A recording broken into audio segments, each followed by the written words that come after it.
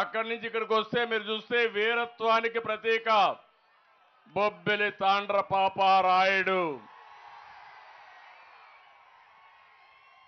ఆ సాహసాన్ని ఇప్పుడుండే యువత చూపించాల్సిన అవసరం ఉంది. ఇటు బొబ్బిలి కోటలో ఉండే రాజులు గాని, అటు ఒకప్పుడు విజయనగర రాజులు గాని ప్రజల కోసం పనిచేశారు.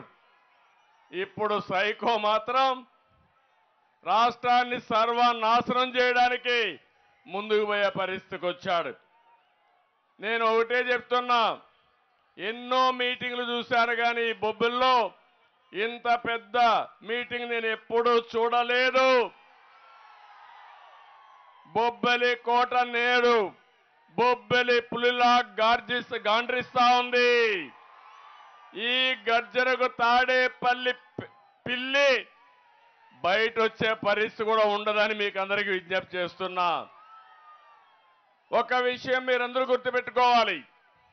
నేను ఈరోజు ఇక్కడికి వచ్చింది రాష్ట్రంలో ఒక చైతన్యం తేవడానికి, కదిలిరా అనే ఒక కార్యక్రమానికి పిలిపించాను. ఇది నా కోసరమో, పవన్ కళ్యాణ్ కోసరమో, తెలుగుదేశం పార్టీ కోసరమో, జనసేన పార్టీ కోసం కాదు. 5 కోట్ల ప్రజల యొక్క భవిష్యత్తు కోసం నేను ఇచ్చిన పిలుపుని మీ అందరికీ తెలియజేస్తున్నా. ఒక్కసారి మీరందరూ కూడా నెమరు వేసుకోవాల్సిన అవసరం ఉంది. 91లో మనకు ఆర్థిక సంస్కరణలు వచ్చాయి. ఒకప్పుడైతే రోడ్లు కూడా సరిలేని పరిస్థితుల్లో మనం అందరం అవస్థపడేవాళ్ళం.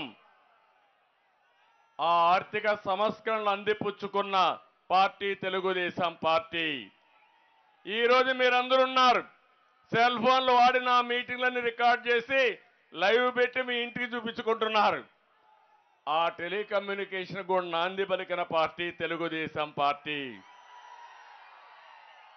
టెక్నాలజీ అంటే ఏ విధంగా ఉండాలో ఐటీకి ప్రాముఖ్యత ఇచ్చి ఈరోజు ప్రపంచం అంతా కూడా తెలుగువారు బ్రహ్మాండంగా రాణిస్తున్నారంటే అది ముందు చూపుతో తీసుకున్న నిర్ణయం అని చెప్పి నేను మీకు తెలియజేస్తున్నా. ఇంకో పక్కన యువత ఉన్నారు. మీకు అవకాశాలు ఇస్తే, మిమ్మల్ని సరిగా నడిపిస్తే ప్రపంచంలోనే అగ్రజాతిగా తెలుగు జాతిని తయారు చేసే సామర్థ్యం మా తమ్ముళ్లకు ఉంది.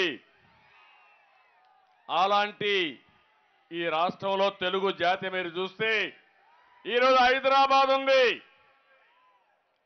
అడుగడుగున నా ప్రగాఢ ముద్ర కనపడుస్తుంది. హైదరాబాద్ లో ఎవ్వరూ కాదనలేరు. అది నాకు గర్వకారణం. తెలుగు జాతి కోసం నేను ఆ రోజు కష్టపడ్డాను. దాని ఫలితాలు ఈరోజు ప్రజలు అనుభవించే పరిస్థితికి వచ్చారు. ఐటీ చేసిన వాళ్ళు ప్రపంచంతో వెళ్ళారు. ఇటీవల నాకు కష్టం వస్తే 80-90 దేశాల్లో నాకు సంఘీభావాన్ని తెలియజేశారంటే అది ఈరోజు తెలుగువాడి సత్తా ప్రపంచం మొత్తం. కానీ ఇక్కడ మాత్రం ఆంధ్రప్రదేశ్ రాష్ట్రంలో ఒక విషయం మీరు గుర్తుపెట్టుకోవాలి. ఈ 5 సంవత్సరాల్లో ఎంత వెనుకబడిపోయాం ఒక్కసారి మీరు ఆలోచించుకోవాలి. అంటే ఈ ప్రభుత్వం రాతి యుగం వైపు నడిపిస్తా ఉంది. నేను అనుకున్నది మిమ్మల్ని స్వర్ణ యుగం వైపు నడిపించి మీ భవిష్యత్తు బంగారు భవిష్యత్తు చేయాలని, మీ పిల్లలు మీరు ఆనందంగా ఉండాలని నా కోరిక అని చెప్పి నేను మీకు తెలియజేస్తున్నా. అందుకే అడుగుతున్నా మిమ్మల్ని అందరినీ, రాతి యుగం వైపు పెడతారా అని అడుగుతున్నా. స్వర్ణ యుగం కోసం నాతో నడుస్తారా?